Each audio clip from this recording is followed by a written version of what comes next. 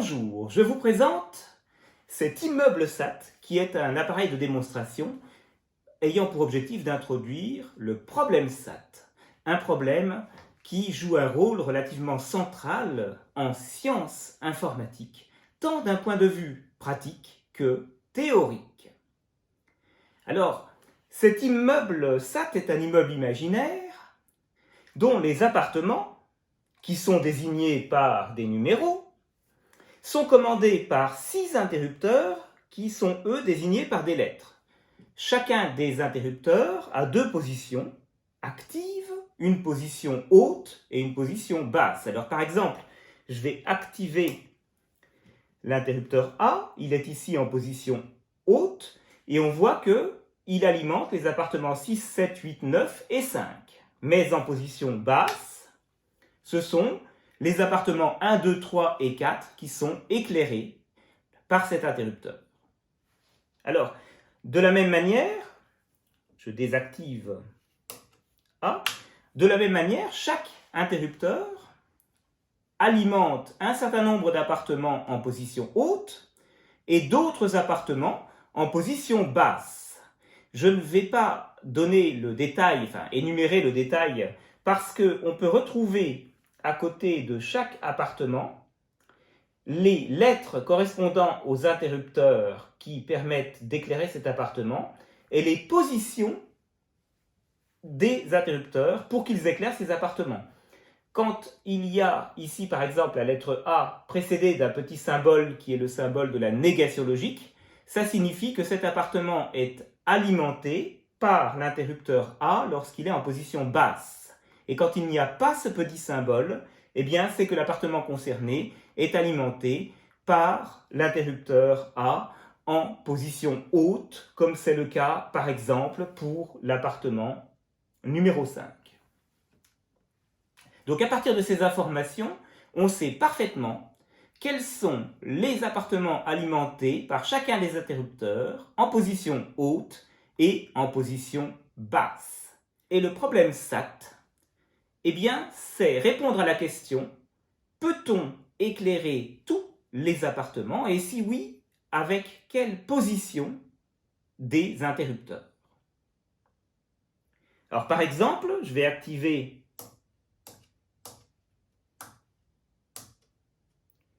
tous les interrupteurs, ils sont tous en position haute et on voit que certains appartements sont éteints. C'est le cas de l'appartement numéro 2, de l'appartement numéro 14, également du 21 et du 28. Bon, ce n'est donc pas une solution du problème. Si maintenant je mets tous les interrupteurs en position basse, je constate que là encore, il y a des appartements éteints.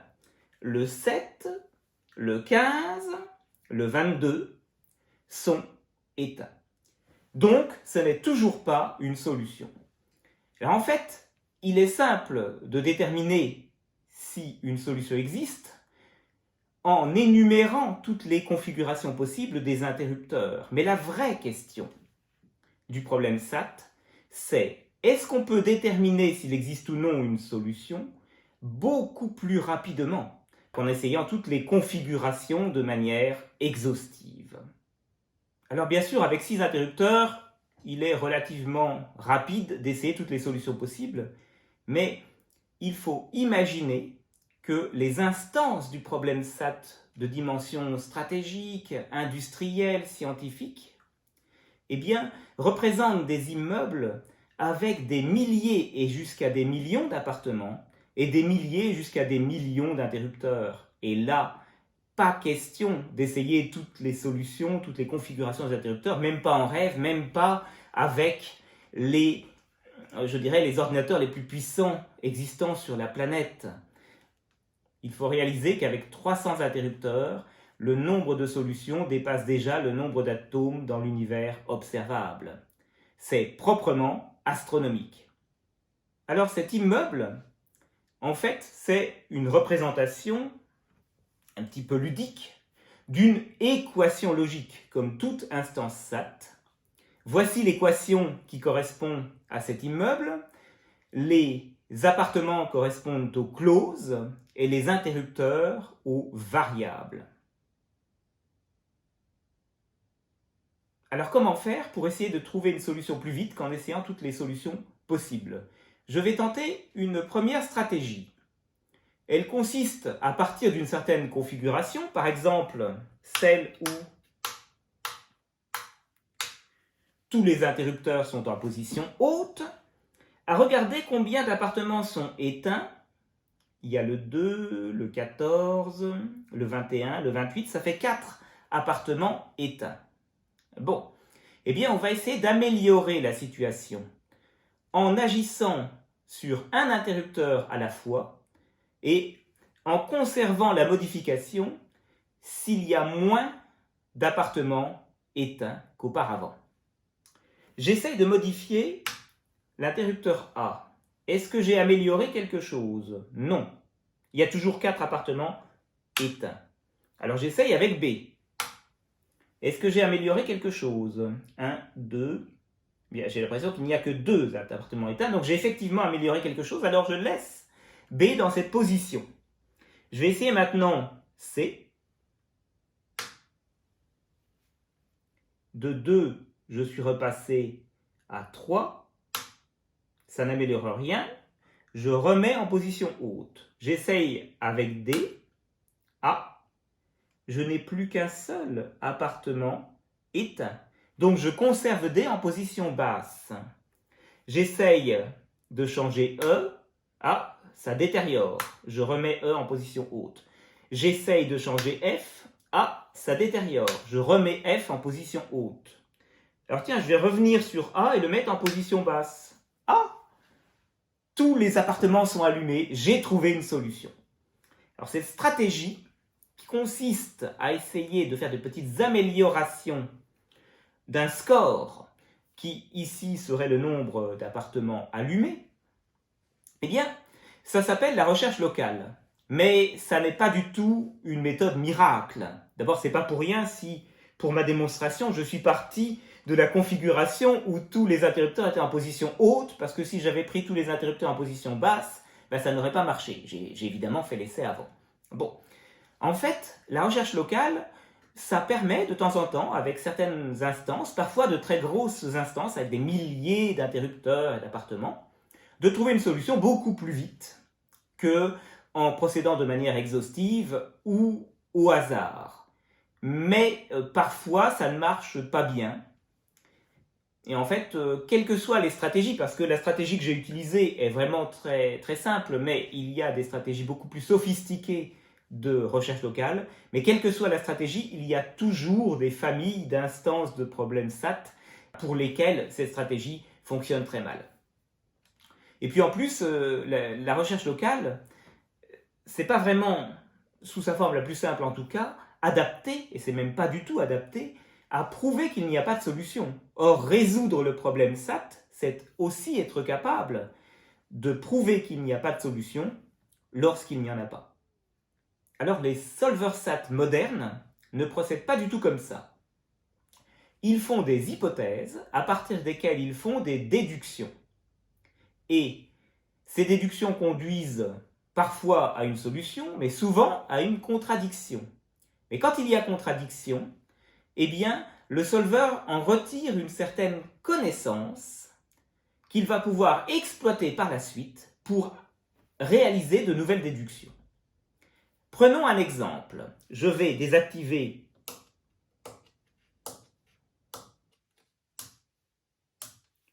tous les interrupteurs comme ceci. Bon. Et je vais faire une hypothèse qui est qu'il existe une solution avec les interrupteurs A et B, tous les deux en position haute. Je les active. Donc mon hypothèse, je n'ai pas activé encore C, D, E et F, mais mon hypothèse, c'est qu'avec ces deux interrupteurs A et B en position haute, il existe une solution. Bon. Eh bien, intéressons-nous aux appartements 1 et 2. Je constate que le seul moyen d'éclairer 1, c'est de mettre C en position haute, comme ceci. Et que le seul moyen d'éclairer 2, c'est de mettre C en position basse, comme ceci. Seulement, C ne peut pas être dans deux positions à la fois, j'ai donc une contradiction. Cette contradiction me dit qu'il n'y a pas de solution avec B en position haute et A en position haute. J'ai donc une nouvelle connaissance que je vais essayer d'exploiter. J'en profite pour désactiver C. Donc, je sais maintenant que s'il y a une solution avec l'interrupteur A en position haute, alors B doit être en position basse. Mais avec A en position haute et B en position basse, si je regarde ce qui se passe au niveau des appartements 3 et 4, je constate quelque chose de fâcheux, c'est que pour éclairer l'appartement 3, il faut que C soit en position haute, comme ceci, et que pour éclairer l'appartement 4, il faut qu'il soit en position basse, comme ceci. Et là encore, j'ai contradiction. De cette contradiction, je déduis que si A est en position haute, plutôt des deux contradictions, de cette contradiction et de la contradiction précédente, je déduis que si A est en position haute, alors il n'y a pas de solution. J'ai accumulé suffisamment de connaissances pour être sûr que s'il y a une solution, eh bien, c'est avec A en position basse. Et donc, je vais faire l'hypothèse de l'existence d'une solution avec A en position basse, mais ça, j'y reviendrai plus. Je sais que de toute façon, s'il y a une solution, c'est avec A en position basse. Je vais faire l'hypothèse qu'il y a une solution avec B en position haute. Mais il y a un petit problème.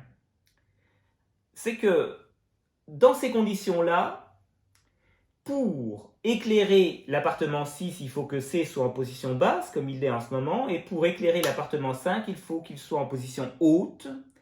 Donc là encore, j'ai une contradiction. Ce que me dit cette contradiction, c'est que s'il y a une solution, c'est avec B en position basse. Et tout à l'heure, j'avais déduit que c'était aussi avec A en position basse. Et à partir de là, il va y avoir une cascade de déduction. Regardez ce qui se passe au niveau de l'appartement 7. Pour qu'il soit allumé, je suis obligé de mettre C en position haute, tel qu'il l'est actuellement. Très bien. Mais regardez l'appartement 8. Pour qu'il soit allumé, je suis obligé de mettre D en position basse. Comme ceci. Bon. Mais regardez maintenant l'appartement 9. Pour qu'il soit allumé, je suis obligé de mettre E en position haute comme ceci. Et l'appartement 10, pour qu'il soit allumé, je suis obligé de mettre F en position haute comme ceci. Donc cette cascade de déduction, à partir de l'hypothèse A et B en position basse, m'a permis de trouver une solution. Mais elle a permis plus que ça.